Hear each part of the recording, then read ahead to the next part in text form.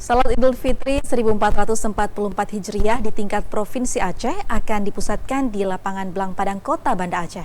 Ya, apabila terjadi hujan, maka akan dipindahkan ke Masjid Raya Baitur Rahman.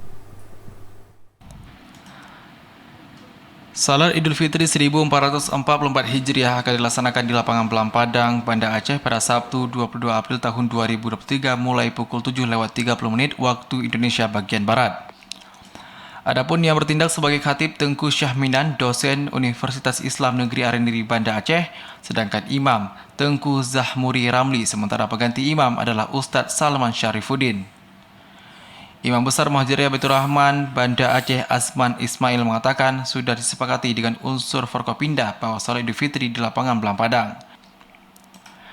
Namun kalau keadaan tidak memungkinkan seperti hujan, maka akan dipindahkan ke Masjid Raya Baitur Rahman. Untuk tahun ini, insya Allah setelah kami rapat di Masjid Raya Baitur Rahman Banda Aceh yang dihadiri oleh unsur-unsur Forkopimda, berkesimpulan bahwa untuk tahun ini salat Idul Fitri 1444 Hijriah bertepatan dengan tahun 2023 Miladiah dilaksanakan di Blang Padang.